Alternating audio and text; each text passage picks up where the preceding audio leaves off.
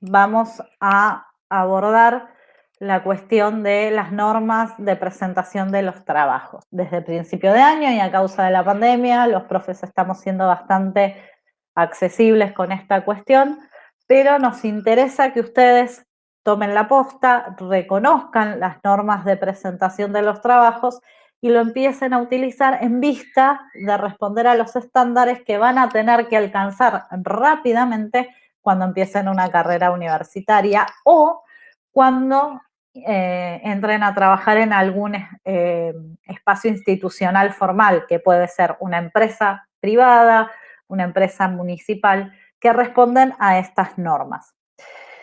Ustedes me preguntarán, ¿por qué normas? Y porque dentro del mundo, en este caso académico, internacional, es necesario compartir los mismos parámetros de lectura y publicación. ¿Por qué? Porque es necesario que un médico, que un lingüista, que un odontólogo, que un físico, que un químico entienda rápidamente lo accesorio del paper que está leyendo, del informe que está leyendo, y pueda dedicarle más tiempo, cognitivamente hablando, de procesamiento cognitivo, a lo importante, que es la información nueva que ese informe, que ese ensayo le está presentando. ¿Sí? Entonces, rápidamente tiene que poder identificar qué es un título, qué es un subtítulo, qué es una fuente, qué es una cita, qué es una referencia directa e indirecta. Y por eso se establecen normas. Ahora, ustedes me dicen, y bueno, ¿de dónde viene que se llamen APA? Bueno, en este caso vienen, las instalaron en la revista de la Asociación Americana de Psicología, claramente con las citas en inglés. ¿Por qué? Porque como toda norma o pauta humana, dependen de la época y, sin embargo, hay que remarcarles que hay un montón de otras normas, acá les pongo el ejemplo de 4 más, que sí son contemporáneas, pero que no están tan difundidas como las normas APA. De hecho, yo he dado clases, si bien en Buenos Aires, pero también he tomado cursos y conferencias en otras universidades del país y todas responden a las normas APA.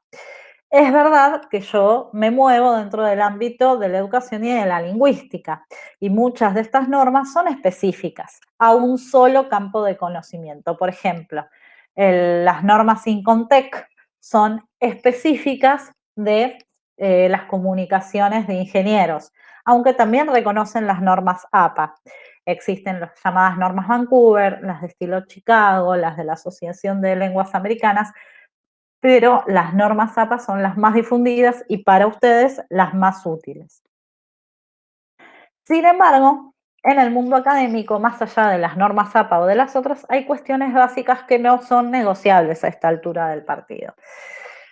¿Cuáles son? Que el tamaño de hoja sea 4, que los márgenes sean 2,5, que el tipo de letra sea una letra limpia, un tipo de letra de fácil procesamiento, que no tenga muchas vueltas, ¿sí? Acá les pongo algunos ejemplos: Arial, Calibri, Camian, Times New Roman. De hecho, en alguno de ustedes me decían Times New Roman, Times New Roman. Está casi desestimada porque no es tan limpia a la vista como las otras 3. ¿Qué quiero decir con no es tan limpia a la vista? Lleva un procesamiento cognitivo mayor, tardamos más en procesarlas. Hagan este ejemplo. Agarren una hoja cualquiera, un texto cualquiera que seguramente estará escrito en alguna de estas 4 fuentes y pásenla a Lucila Handwriting o a Stencil, a cualquiera de esas fuentes, y léanlo entero. Van a ver que les cuesta mucho más leer esa hoja que leer con las otras fuentes. Por eso se imponen como las fuentes que se usan en el mundo académico, porque los informes, los papers van de 2 a 500 páginas. Entonces, aquellos que tienen que leer toda esa bibliografía necesitan que la letra sea una letra que canse lo menos posible la vista. En esta línea, el tamaño del texto también está estandarizado. Se dice que el cuerpo del texto es de 11 o 12 puntos, que el título es de 18 y los subtítulos son de 14. El objetivo de esto es generar un estándar, ¿sí? ¿Por qué? Porque muchas veces se pide cantidad de palabras o se pide cantidad de carillas para presentar una conferencia, por ejemplo, y esto genera que todo el mundo adecue su escritura a esa longitud, ¿sí? Piénsenlo ustedes en la práctica cotidiana. ¿Cuántos de ustedes me entregan en una hoja con letra tamaño 24 para que ocupe más espacio? Algunos lo harán porque tienen un problema en la vista y les resulta más amigable, y otros porque no se les ocurre qué escribir y con la letra más grande llenan más espacio. Bueno, para evitar eso, lo que hace la Academia Internacional es estandarizar el tamaño de la letra.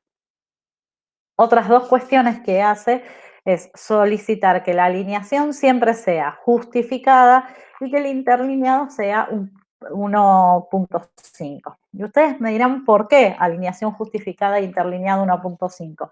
Porque muchas de estas pautas se heredan de viejas tecnologías. Piensen que la computadora, Word, Docs, tiene pocos años a nivel de historia mundial. Antes, mis viejos hacían los trabajos en máquina de escribir, entonces había que estandarizar ciertas cuestiones para, por ejemplo, proteger la autoría de un texto. Entonces, la alineación justificada sirve para que en aquellas épocas nadie agregara ni quitara nada de lo escrito, entonces se respetaba lo que el autor había querido decir. Fíjense qué importante es esto, que si ustedes tienen la mala suerte de tener que ir a hacer alguna declaración a la comisaría, cuando ustedes explican y les toman la declaración y se la hacen firmar, van a ver que en el espacio que queda desde la palabra hasta que hasta que empieza el margen, perdón, hay todas barras o unas letras P invertidas. ¿Por qué? Porque de esa manera se aseguran que nadie agregue ni quite nada. ¿Sí? Obviamente ustedes me van a decir, bueno, pero yo ahora con la aplicación tal, bueno, pero es justamente estamos marcando que las normas todavía no corrieron a adaptarse y que siguen teniendo algunos resabios de la antigüedad. Lo mismo el interlineado. ¿Por qué existe el interlineado 1.5 o 2? Porque de esa manera no solo es más amigable para la vista, que ya vimos que cognitivamente es mejor para la lectura, sino porque antes, cuando había que hacer anotaciones, no existía la posibilidad de poner un comentario al costado, ¿sí? Había que escribir en el medio del texto a mano. Entonces eso te daba más espacio. Y tenemos el procesador de Google Docs y tenemos el procesador de Word, que es el que utilizan ustedes en su mayoría. En ambos casos podemos ver la barra del menú y automáticamente en violeta ya les quedó marcadito cuál es el botón que me sirve para alinear de manera justificada el texto. Ahora, el interlineado es esa flechita que me aparece al costado para arriba, para abajo o para el centro, que me permite marcar la distancia entre un renglón y el otro. Y finalmente, acá error de tipeo, aparece de nuevo interlineado, pero es para los márgenes, que a mí me va a ser muy útil cuando yo tenga que citar fuentes y demás, porque voy a estar jugando con los márgenes. Entonces es otro de los botones importantes para tener en cuenta en cuanto a normas APA, ¿no? De Word y de Google Docs. Importante también, si yo tengo que disponer de la hoja y ver si están en formato adecuado, en Word voy a disposición y en Docs voy a formato. Y ahí puedo marcar el tamaño de la hoja, los márgenes, etc. Ahora, una dificultad grande que tenemos es cómo ponernos de acuerdo para citar las referencias. ¿Qué es una referencia? Es cuando hago alusión dentro de mi texto a algo que viene de afuera. Principalmente hablamos de títulos, trabajamos sobre títulos, que pueden ser literarios, académicos, fílmicos. Podemos hablar de, por ejemplo, una muestra de fotos. Bueno, entonces, se estipuló que todos los títulos de cualquier obra vayan en cursiva. Y luego de esa cursiva, entre paréntesis, en una parentética, va el apellido del autor y el año de publicación o estreno. Vamos a ver este caso. La Patagonia Rebelde representa un hito en la historia de la filmografía argentina. El libro La Patagonia Trágica y los 4 tomos de la obra Osvaldo Bayer, La Patagonia Rebelde, fueron la inspiración para la película. Fíjense, acá tenemos 3 obras, ¿sí? Patagonia Rebelde, La Patagonia Trágica y La Patagonia Rebelde. En las tres, el nombre aparece en cursiva. Ustedes me dirán, pero yo pongo comillas. Está dentro de las normas APA aceptado que puedan utilizar tanto cursiva o comillas. El O marca que no pueden usar las dos cosas juntas. Es cursiva o comillas. Es mi responsabilidad avisarles que en muchas universidades, en la gran mayoría, las cursivas están vistas como un elemento muy anticuado o que se utilizan para otras cosas. Pero hasta la publicación de las normas APA 2020, la referencia permite cualquiera de las dos cosas. Y acá otro dato, las normas se van actualizando todos los años y para cada ámbito del conocimiento humano las normas tienen su especificidad. En el secundario lo que les estamos dando es una generalidad para que ustedes estudien o se enfrenten a cualquier situación, respondan de acuerdo a las pautas de presentación esperables para un texto de adulto. Volvemos a nuestro ejemplo. Vimos ya entonces que los títulos aparecen en cursiva y después aparece una parentética. En los dos primeros casos aparecen los apellidos de Olivera y Borrero. En el tercer caso no aparece el apellido porque ya está dicho antes y es redundante. Está dicho antes, pero está dicho antes muy cerca del título. Si yo pongo en la primera página un apellido y quiero hablar de una obra 2 páginas después, tengo que volver a poner el nombre. Y después tenemos el año de publicación de cada uno. ¿Se entiende, no? Es muy importante que reconozcan que esto de lo que hablábamos es dentro del cuerpo de cualquier trabajo que ustedes hagan. Después de cualquier trabajo que ustedes hagan, es obligatoria la presencia de la bibliografía. Es verdad que nosotros en el secundario no se los exigimos siempre y todo el tiempo. Atente alumnos de cuarto y quinto año que sí se los exigimos a partir de ahora siempre y todo el tiempo. ¿Sí? Pero es muy importante que ustedes lo empiecen a incorporar y que lo incorporen ya con las normas adecuadas. Claramente la bibliografía lo podemos dividir en 2 o 3 grandes grupos. Por un lado los libros y textos, por otro la webigrafía, que es la lista de páginas de internet que yo consulto para hacer un trabajo, y por otro lado los artículos, si se quiere, periodísticos que saco de revistas, diarios y demás.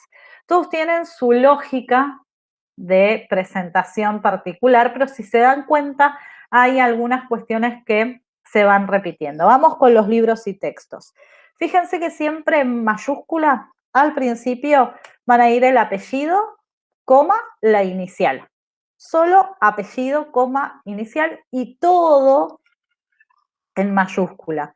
En las etiquetas, en las normas de trato y protocolo en la red, el uso de mayúsculas parece ser un grito. En este caso es otro de los resabios de la vieja escritura. Antes, para resaltar algo con la máquina de escribir se ponía en mayúsculas, se le escribía varias veces encima. Esto es un resabio de esa época. Entre paréntesis, después viene el año de publicación, luego el título del texto que estamos citando en cursiva.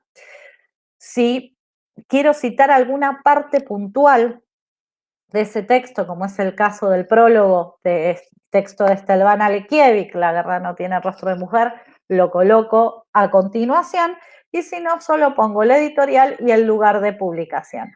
Ahora, en la webigrafía, lo que tengo que hacer es citar la dirección URL de cada página a la que visité. Una manera muy práctica es cuando visito una página, copio la dirección URL que tengo en el navegador y automáticamente después pongo la fecha de consulta. ¿Por qué? Esto es así porque como todo en Internet se puede modificar. Tiene que quedar un registro de cuándo revisé algo. Por ejemplo, si yo busco la biografía de Gabriel García Márquez, la puedo buscar en Wikipedia o la puedo buscar en el Centro Cultural Cervantes. El Centro Cultural Cervantes, al tener una institución atrás, hasta que se modifica una página de información, como puede ser la biografía de Gabriel García Márquez, tarda mucho más tiempo porque se contrasta, se revisa y se chequea todos los datos. En cambio, en Wikipedia puede estar mi hermano a las 3 de la mañana diciendo que es gracioso poner una frase obscena en el medio y lo editó a las 3 de la mañana de hoy. ¿Se entiende? Entonces es importante, ¿para qué? Porque cada vez que hacemos un trabajo académico estamos siendo evaluados. Entonces tenemos que dar cuenta de dónde sacamos la información que nosotros estamos utilizando. En esa línea, cuando trabajamos con artículos, sobre todo periodísticos, además de citar con la misma lógica que los libros y que los textos, el autor y el año de publicación, como tenemos dos partes, la fuente general y la fuente específica, citamos la norma, el título de la nota en letra regular y subrayado, y la fuente general en cursiva. Por ejemplo, si yo hablo de el artículo que escribió Jorge Blanco en Clarín sobre el COVID y el fútbol, sería en mayúscula Blanco, J, entre paréntesis 2020, el COVID y el fútbol en letra regular y subrayada en Clarín y Clarín en letra cursiva. ¿Se entiende? Es para jerarquizar la información para que vea el lector rápidamente que no todo es igual. Recuerden que con estas pautas ustedes pueden ser capaces, por ejemplo, en un texto japonés, de identificar dónde se publica un libro, ¿sí? O quién es el autor, sin necesidad de decodificar los ideogramas japoneses. ¿Por qué? Porque sigue esta lógica. Bien, aparte de los títulos, hay un montón de otro tipo de referencias que nosotros incorporamos a nuestro trabajo académico, ya sea informe o ensayo.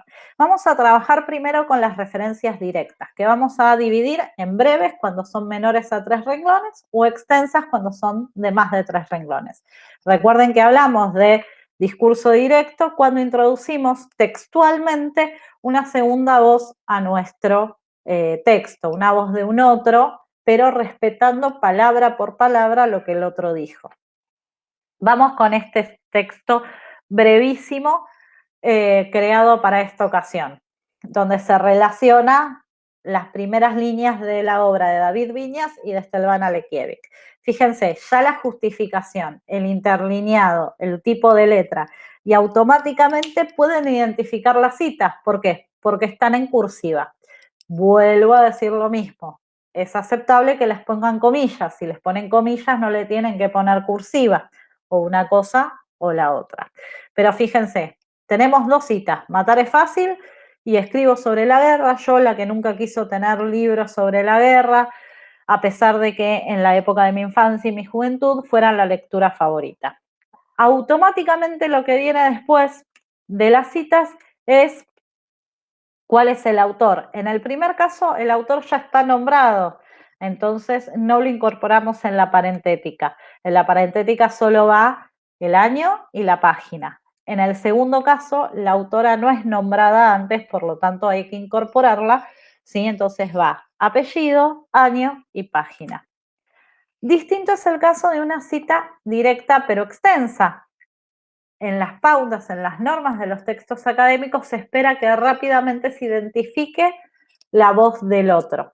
Entonces, ustedes rápidamente acá vuelven a identificar la cita, no solo porque está cursiva, sino porque aparte se redujo el margen, se redujo el interlineado y tenemos la referencia parentética y la letra es más chiquita, ¿sí? Automáticamente, cuando tenemos una cita extensa, directa, es decir, de más de 3 renglones, tenemos que reducir ambos márgenes, reducir el interlineado de 1.5 a sencillo, reducir la fuente, ¿sí? Si estoy en 12 voy a 11, si estoy en 11 voy a 10, y obviamente, como toda referencia, ponemos entre paréntesis el apellido, el año de publicación y la página de donde yo saqué la cita. ¿Se entiende? Pero claramente también tenemos referencias indirectas. No siempre hacemos citas textuales porque si no nuestros trabajos académicos, nuestros informes, nuestros ensayos quedarían larguísimos. Estas referencias indirectas introducen, sí, esa segunda voz al texto, pero reformulan. No tiene que ser una referencia en la que se respete palabra por palabra lo que dijo el autor. Y fíjense lo que pasa en el texto. Nuevamente, tenemos un texto justificado con un interlineado de 1.5, vemos varias parentéticas, pero la única letra cursiva es la que responde al título de la obra de teatro de Los Macocos, que se estrenó en 1985, Los Marrapodis. Entonces, vamos a leer el texto a ver cuál es la referencia indirecta. Fíjense qué dice. Noté otras dificultades en las actividades originales. Si bien la actividad sobre los Marrapodi proponía respuestas diversas a la actividad 3, la 1 y la 2 dejaban muy poco espacio al desarrollo de la creatividad de los estudiantes. Por su parte, la actividad sobre el texto de tercer año anulaba toda posible realización diferente a la propuesta.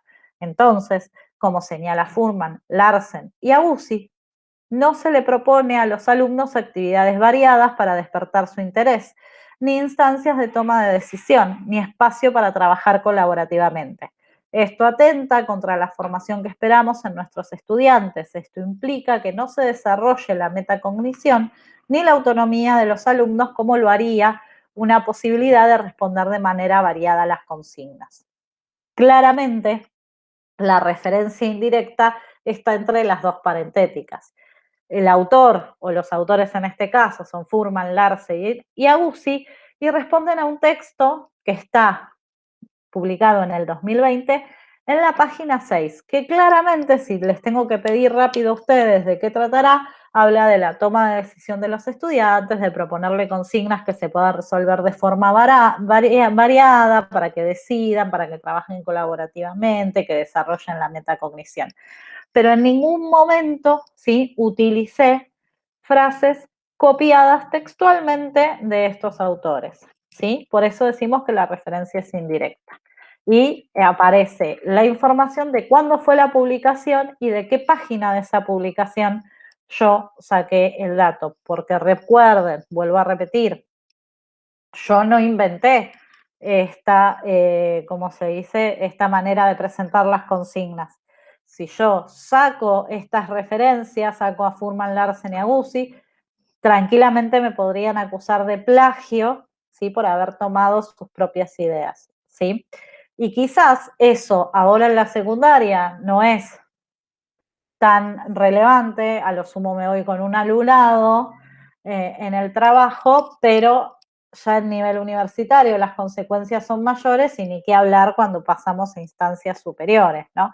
Más allá del nivel universitario. Entonces, ojo, si incluís una voz, una segunda voz en el texto, esta voz tiene que ser relevante, ¿sí? Piensen en cuántos trabajos ustedes llenaron de citas porque así parecía que habías entendido más. Bueno, eso en un texto académico le hace perder fuerza.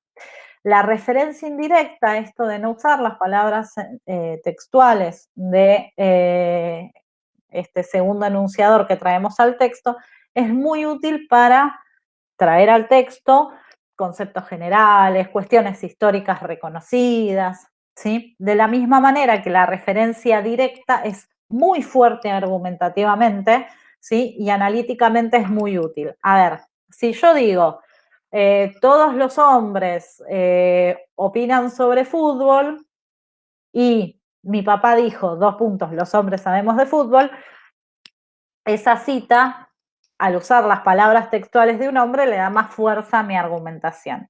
Ahora, si yo tengo que analizar, por ejemplo, un texto, es más útil que cite las frases que quiero analizar con profundidad a estar refiriéndome indirectamente constantemente a ese texto.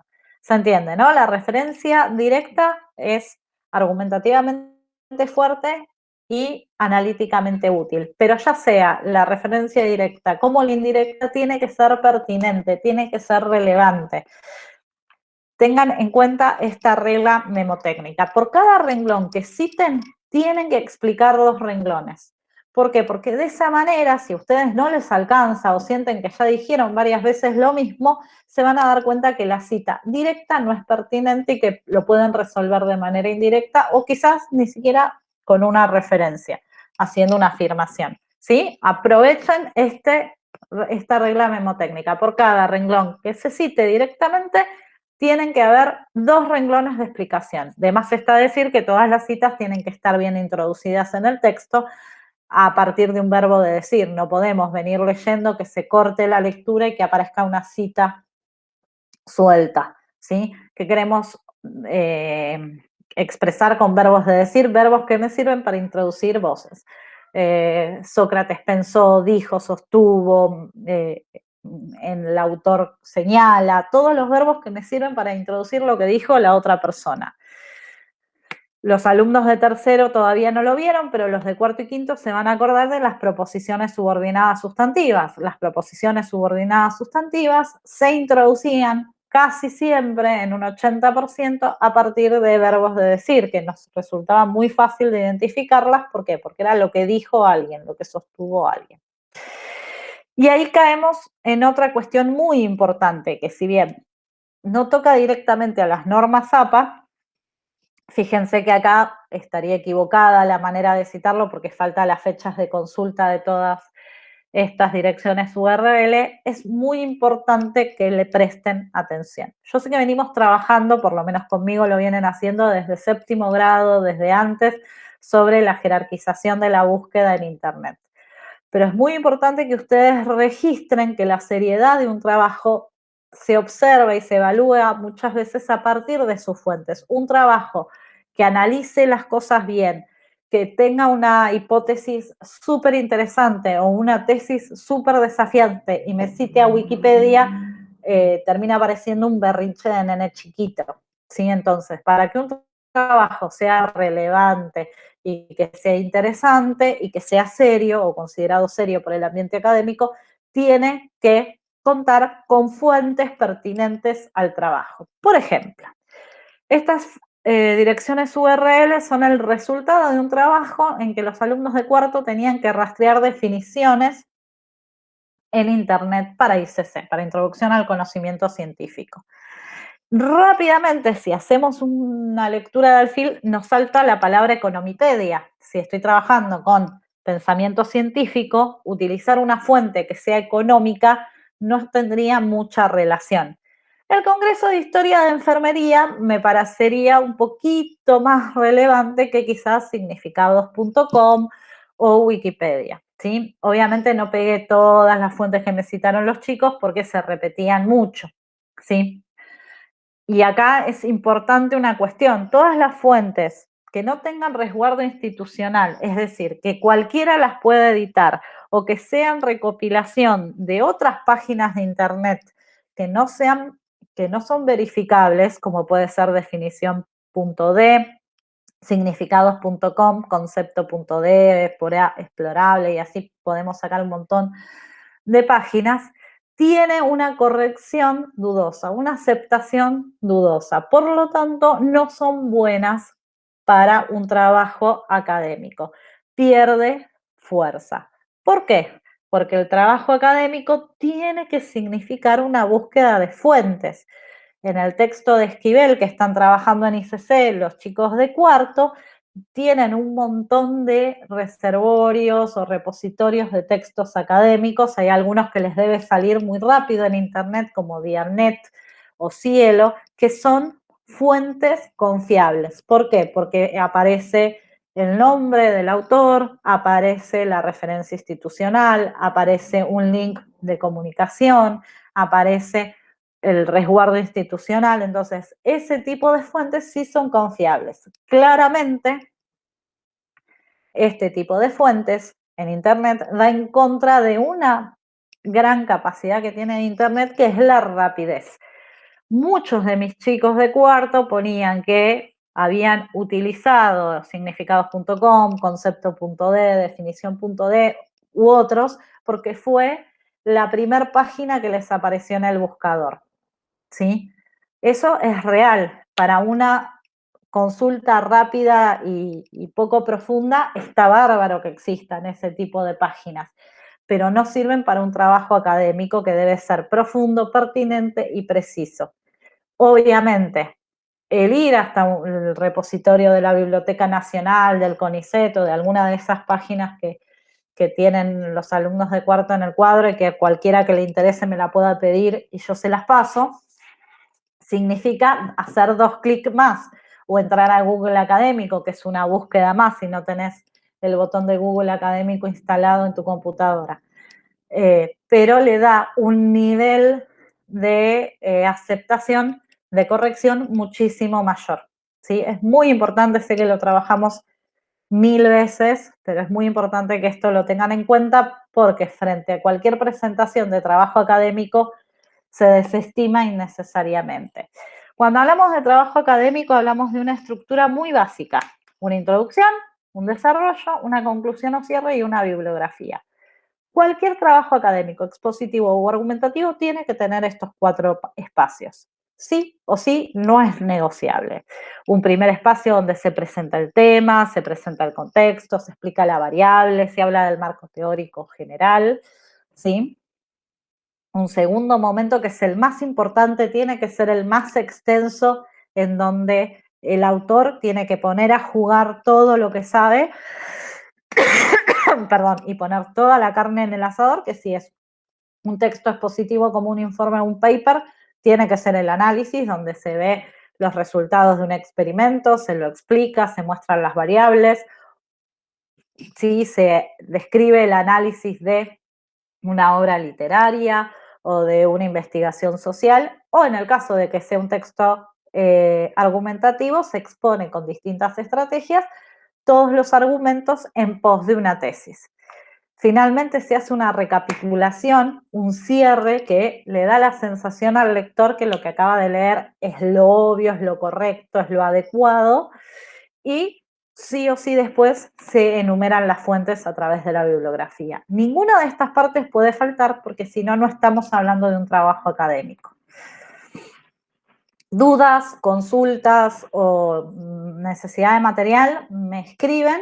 Este video va a pasar para los chicos de tercero, cuarto y quinto del Sanjo, pero si alguno de los chicos hay algo que no entiende, les pido que me escriba, o si hay alguien más al que le haya llegado este video por ser exalumno o porque le pareció útil y quedó algo poco claro, me avisan, así de paso hago la aclaración. Nos estamos viendo. Hasta luego.